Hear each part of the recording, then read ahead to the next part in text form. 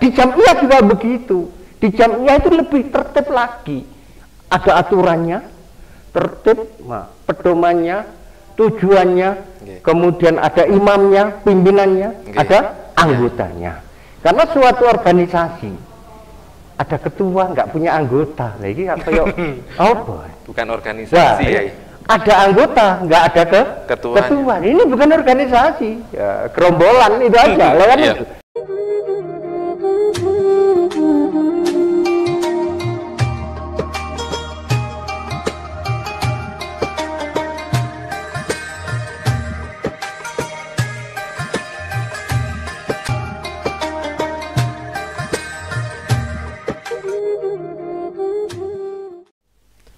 Assalamualaikum warahmatullahi wabarakatuh. Waalaikumsalam warahmatullahi wabarakatuh.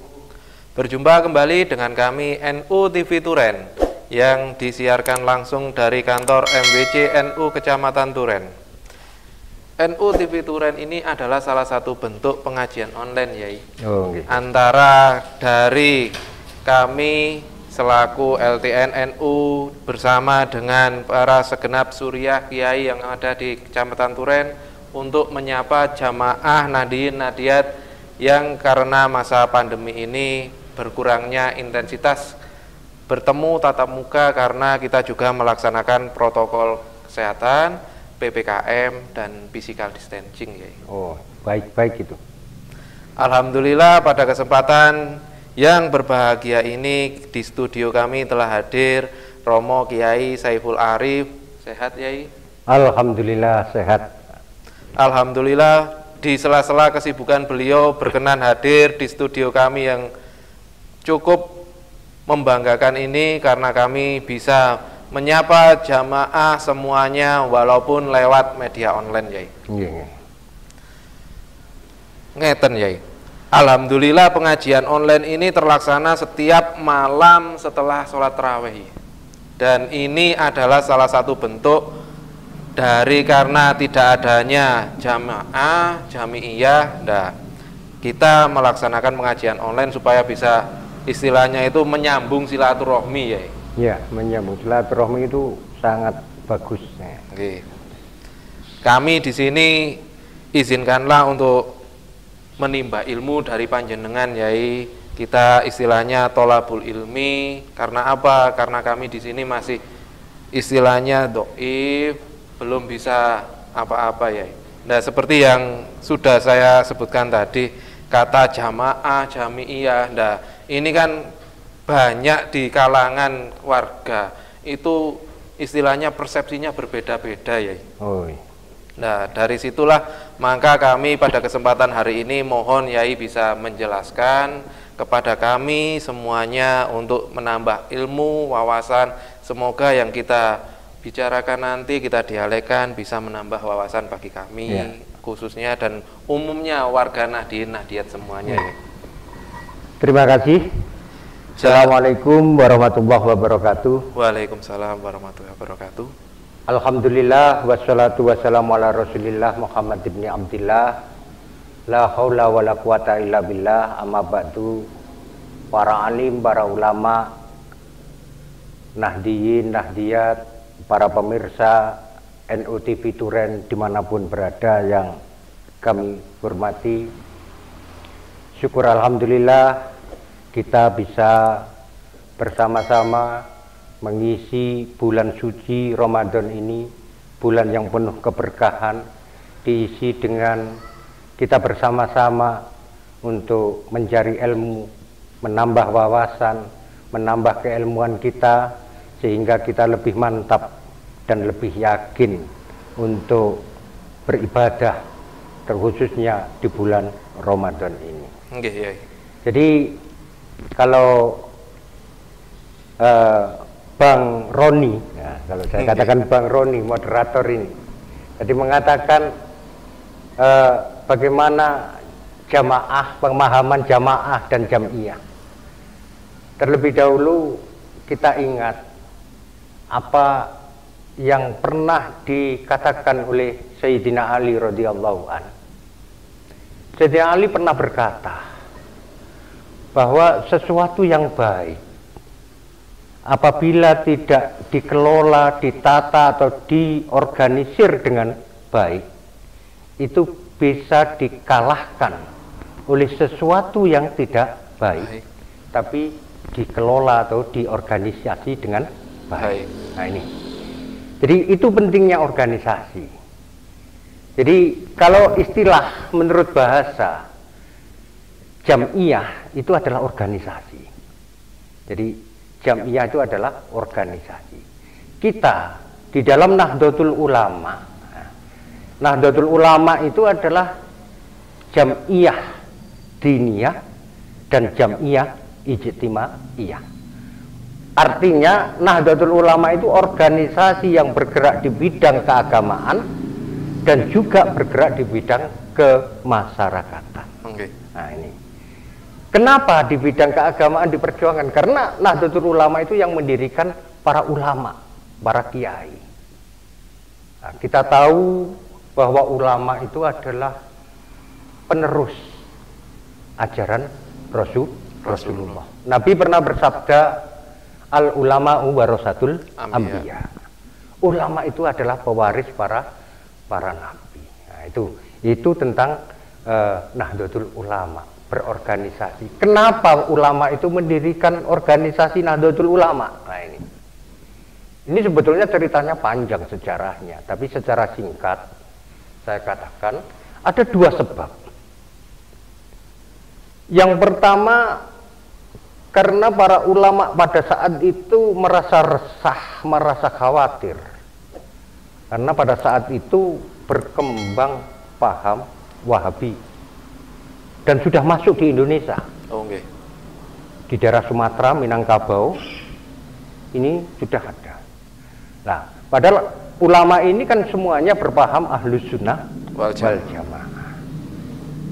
Pada saat itu di daerah Hijaz, ya, sekarang Saudi Arabia, yang dipimpin oleh raja yang bernama Abdul Aziz bin Abdurrahman As-Saud, ya, yang dikenal dengan Ibnu Saud. Nah itu akan mengadakan konferensi ulama-ulama sedunia. Ada beberapa hal, diantaranya yang pertama untuk memperkuat kedudukan mereka sebagai khalifah, inginnya sebagai khalifah umat Islam sedunia. Dan ada referensi lain, paham Wahabi pada waktu itu Raja Ibnu Saud ini berpedoman bahwa salah satu amalan di antara ulama-ulama Indonesia dan seluruh ulama-ulama Ahlussunnah wal Jamaah, mereka menganggap ziarah kubur itu menjadikan kemusyrikan.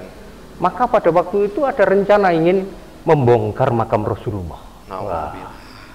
Akhirnya ulama-ulama Ahlussunnah wal Jamaah, ulama-ulama kiai-kiai pondok pesantren di Indonesia itu ngumpul, musyawarah, mengirimkan delegasi utusan untuk menghadiri kepada Raja Ibnu Saud. Siapa yang dikirim waktu itu? Yang dikirim pimpinannya adalah Kiai Haji Abdul Wahab Hasbullah. Nah, utusan itulah yang dikenal dengan Komite Hijaz.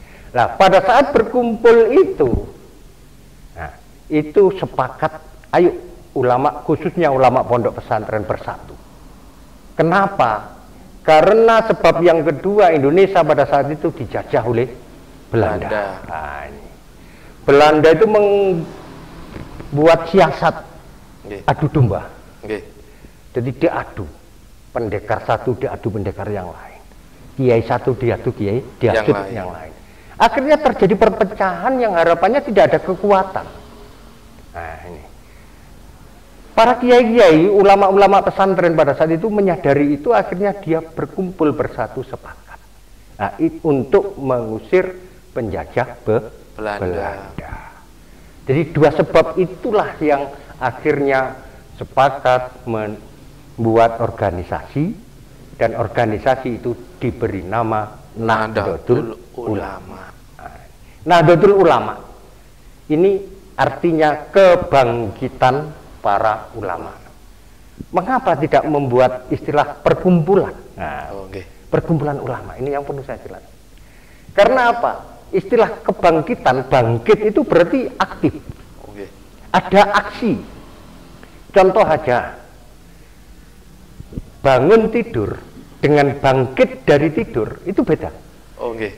Kalau bangun tidur, matanya sudah terbuka, sadar, nah itu sudah bangun tidur, walaupun masih berbaring di tempat tidur. Tapi kalau bangkit dari tidur, setelah terbuka dia bangun, kemudian bergerak dari tempat tidur dan melakukan aktivitas yang lain. Nah, itulah kebangkitan para ulama. Jadi ulamanya bangkit, diharapkan karena ulama itu sebagai panutan umat, diharapkan umatnya juga bangkit. Seperti saat ini, Nahdlatul Ulama sudah mulai bangkit dalam usia menjelang 100 tahun. Nah, itu menjadi sebab-sebab para ulama mendirikan Nahdlatul Ulama yang tujuan keagamaannya, karena ini organisasi keagamaan, tujuan utamanya adalah melestarikan ajaran Islam Ahlus Sunnah wal Jamaah dengan mengikuti salah satu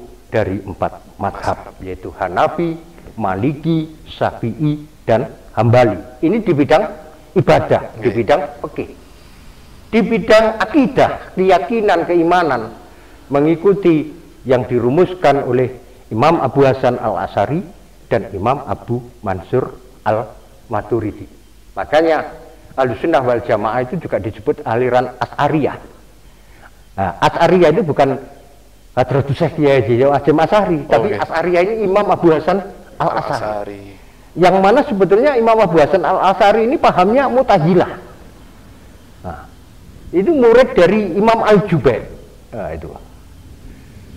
Tapi setelah dia berpikir, ternyata melihat paham Mu'tazilah itu sudah mulai menyimpang.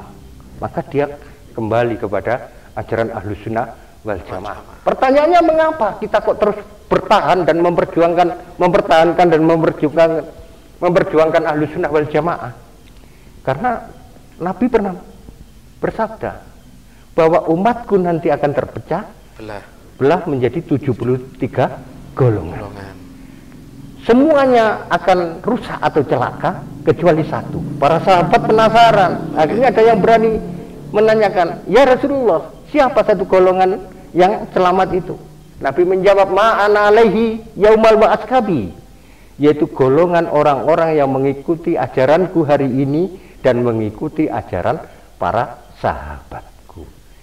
Ahlus Sunnah, ahli golongan, kelompok, kumpulan yang mengikuti sunnah Nabi.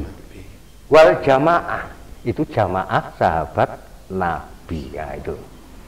Jadi ini Ahlus Sunnah wal Jamaah seperti itu. Nah, di bidang akidah tadi itu, di bidang fikih juga seperti itu, di bidang akhlak dan tasawuf, perilaku, tingkah laku dan hati, itu mengikuti Imam Junaid Al-Baghdadi dan Imam Al-Ghazali. Nah, itulah ajaran Ahlus Sunnah wal Jamaah. Nah, organisasi penting. Kenapa kita harus di NU itu harus mengikuti, harus ada slogan juga, santri derek kiai sampai mati. Kita yakini para ulama, para kiai itu sanad keilmuannya itu nyambung. Jadi kiai itu tidak mencari ilmu itu di hal yang enggak jelas. Ada gurunya, kiainya, dari ulama, dari tabi'in, kemudian dari sahabat dan nyambung ke Rasulullah dari malaikat Jibril yang diperintah oleh Allah Subhanahu wa Ta'ala. Karena kita pada hakikatnya sumber dari semua ilmu itu milik Allah. Nah, ini kita derek kiai itu karena sanad keilmuannya nyambung. Jadi derek kiai sampai mati, harapannya kita sampai mati pun tetap menjadi santri dan kita sambung kepada kiai, harapannya di NU itu sampai mati dan bahkan sampai di akhirat kita akan mendapatkan wasilah dari para ulama, para kiai, dan akhirnya nanti mendapatkan syafaat Kanjeng Nabi Muhammad Sallallahu Alaihi Wasallam. Begitu Bang Roni. Alhamdulillah, berarti kalau kita sudah pernah merasakan di pesantren, ikut jamaah, ikut jami'iyah, ngaji, nderek kiai, berarti alhamdulillah kita sudah keilmuannya nyambung ya. Ya. Bukan berarti seperti istilahnya ada yang mengatakan, mohon maaf ya, YouTube dan Facebook jadi tuntutan, istilahnya jadi panutan. Itu berarti perkataan yang perlu dibenarkan ya. Karena kebanyakan kan gini, ya. Sebagai kaum milenial ya, kita itu biasanya mencari sesuatu, langsung kita klik, ya mohon maaf, Mbah Google, apakah ini ada, apakah ini jawabannya, seperti itu ya. Berarti yang benar adalah kita harus masalah tolabul ilmi, bukan sesuatu yang lain loh ya, khusus ya. Berarti kita harus menuntut ilmu ini kepada kiai, kepada guru, ustadz yang keilmuannya nyambung ya. Iya. Terima kasih. Jadi perkembangan zaman, ya, kemajuan teknologi itu memang ada beberapa lompatan-lompatan, ada beberapa istilahnya sekarang ini komunikasi sudah melalui media elektronik, media sosial, ada YouTube, ada Facebook, ada Google dan lain sebagainya. Itu tidak bisa kita pungkiri dan itu juga ada manfaatnya, walaupun di sisi lain kadang-kadang juga bisa istilahnya membuat kita salah paham atau punya paham yang salah. Ini berarti itu dilihat dari kemanfaatannya ya. Iya, semuanya itu apapun kemajuan ya, hasil karya manusia itu ada satu sisi ada manfaatnya, pasti. Satu sisi ada kelemahan atau kemadorotannya. Nah ini. Jadi kenapa kita di Facebook, di YouTube? Karena itu bebas sekarang, universal. Siapapun boleh masuk di situ, siapapun boleh ngupload, siapapun boleh bebas tanpa disaring. Ini pas apa enggak informasinya? Ya. Ini bohong apa tidak? Ini menyesatkan apa tidak? Tanpa ada itu. Nah ini. Nah, kenapa di NU cari ilmu itu harus kepada guru? Karena guru itu memberikan ilmu, tidak hanya sekedar mentransfer ilmu, tetapi ada gerakan-gerakan batin. Jadi kalau dulu para kiai, para ulama, kiai-kiai pondok pesantren tidak hanya mulang santri saja, tidak ada ngaji mulai santri, malamnya itu tahajud, sholat, mendoakan santrinya. Nah ini yang penting. Nah itu karena kita hakikatnya sumber ilmu itu dari Allah. Siapapun yang dikehendaki oleh Allah, nah pasti kita yakin, kita tahu bahwa ulama itu lebih dekat dengan Allah daripada kita. Ulama itu lebih dekat dengan Allah daripada Mbah Google. Nah ini yang itu. Karena Mbah Google kan buatan manusia. Nah, iya buatan manusia. Nah itu Bang Dani. Berarti sebagai kaum milenial boleh melihat di Facebook, boleh melihat di YouTube, tapi harus bijak menggunakan semua aplikasi ya di media sosial tersebut ya. Karena tidak adanya istilahnya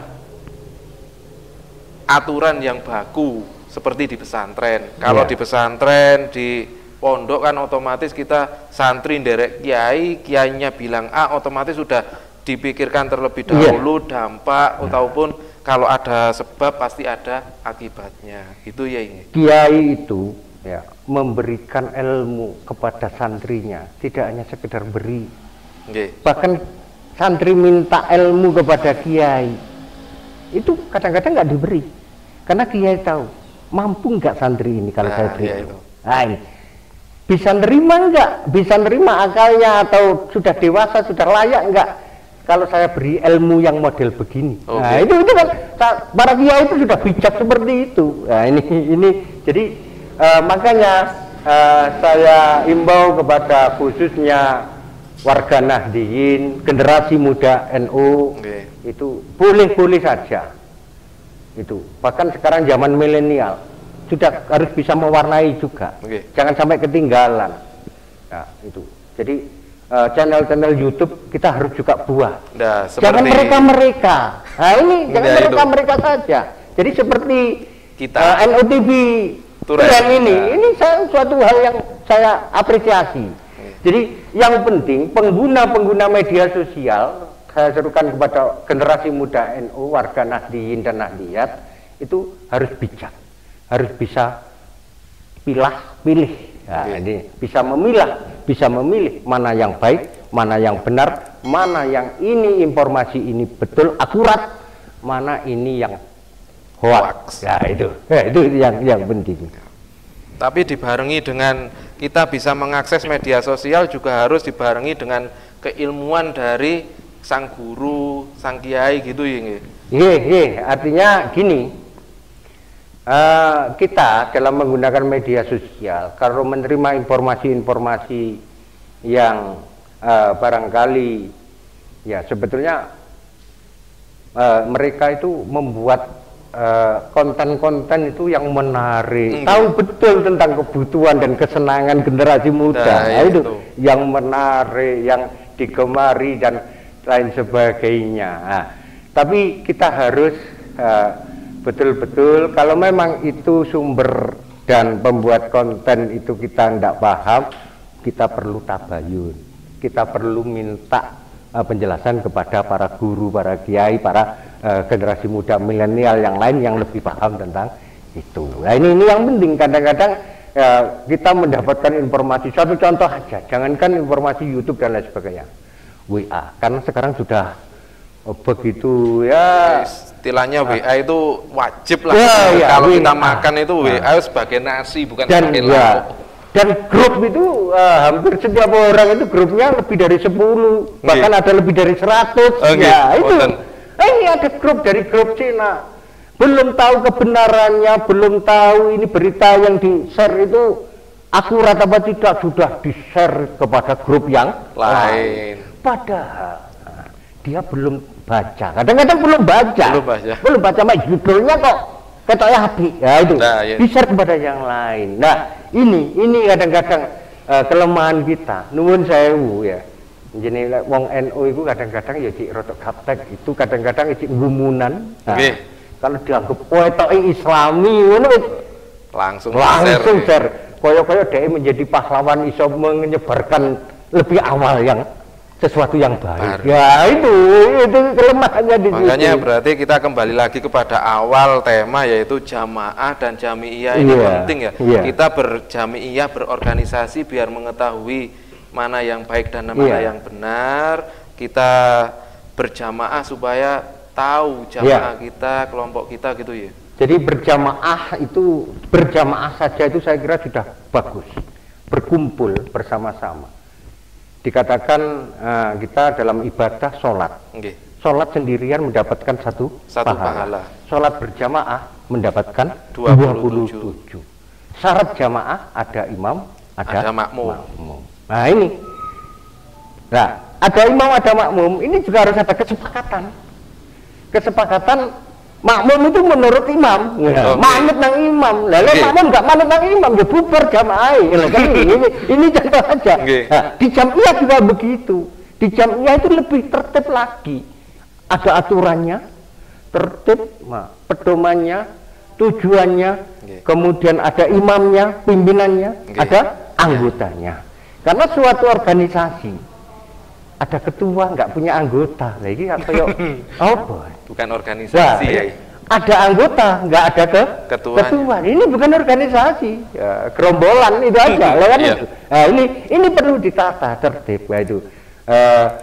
Ibarat kan ini penting, sesuatu yang baik tadi. Contoh aja, zaman Rasulullah di bulan Ramadan seperti ini, itu Rasulullah itu pada saat itu nggak pernah jamaah sholat raweh. Karena qiyamul lail pada waktu itu, sholat malam di bulan Ramadan. Rasulullah sholat di masjid. Para sahabat juga sholat, tapi sholat sendiri. Nah, sholat taraweh berjamaah 20 rakaat itu yang memprakarsai adalah Sayyidina Umar bin Khattab. Sayyidina Umar mengatakan, waktu itu melihat orang banyak di masjid, tapi sholat sendiri-sendiri. Gimana ya kalau ini kita berjamaah, ada imamnya, ada makmum, kan lebih bagus, lebih tertib. Loh kan gitu. Akhirnya disepakati oleh sahabat yang lain. Nah ini salah satu kita mengamalkan ajaran para sahabat. Contoh lagi mengamalkan ajaran para sahabat. Nah ini kita kalau zaman Rasulullah, Al-Quran itu mushaf itu kan nggak ada. Masih belum ada. Belum ada. Karena pada waktu itu Jibril menyampaikan kepada Nabi Muhammad ini berdasarkan ayat-ayat dan kejadian-kejadian, karena ada riwayat kejadian. Nah itu, jadi Al-Quran ditulis mushaf Al-Quran itu sudah zaman Khalifah atau sahabat Utsman bin Affan. Nah ini yang mengikuti aturan sunnah sahabat. Banyak hal yang kita mengikuti sunnah sahabat itu. Nah ini Bang Roni. Jadi perlu memang penting untuk berjamaah dan berjamiyah, berorganisasi. Sekali lagi apa yang saya katakan awal, bahwa sesuatu kebaikan kalau nggak diorganisasi dengan baik bisa dikalahkan oleh sesuatu yang jelek tapi diorganisasi dengan baik. Ya, itu. Oke, terima kasih Yai atas ilmunya, semoga bermanfaat khususnya untuk kami pribadi dan umumnya warga Nahdien semuanya yang melihat channel NU TV Turen. Mohon maaf Yai karena waktu pula yang harus memisahkan kita untuk sementara. Terima kasih atas ilmunya, semoga bisa bermanfaat bagi kami dan umumnya bagi warga Nahdien semuanya.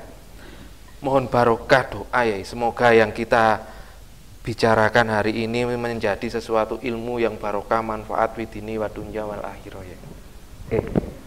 Sebelumnya para kaum muslimin dan pemirsa NU TV Turen dimanapun berada, kami atas nama pribadi apabila menyampaikan tadi ada hal-hal yang kurang berkenan, ada yang salah dan khilaf, kami mohon maaf yang sebesar-besarnya, dan mudah-mudahan kita semua di bulan yang suci ini selalu diberkahi, mendapatkan keberkahan dari Allah Subhanahu wa Ta'ala, dan mendapatkan ampunan dosa dari Allah Subhanahu wa Ta'ala. Amin ya rabbal alamin. Al-Fatihah.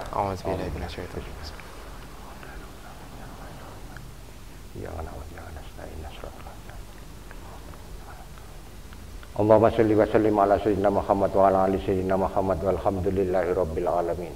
Rabbana hab lana min azwajina wa dzurriyyatina qurrata a'yun waj'alnal muttaqina imama. Rabbana atina fid dunya hasanah wa fil akhirati hasanah wa qina adzabannar wa qina adzabannar wa qina adzabannar. Wa sallallahu ala sayyidina Muhammadin wa ala alihi washabihi wasallam. Subhana rabbika rabbil izzati amma yasifun. Wassalamun alal mursalin walhamdulillahi rabbil alamin. Kurang lebihnya mohon maaf. Terima kasih atas segala perhatiannya. Wallahu muwaffiq ila aqwamit. Wassalamualaikum warahmatullahi wabarakatuh. Waalaikumsalam warahmatullahi wabarakatuh. Ning pesantren oke santri mangan gule. NU TV Turen pancen oye. Jangan lupa subscribe and like channel NU TV Turen. Semoga berkah. Terima kasih. Wassalamualaikum warahmatullahi wabarakatuh.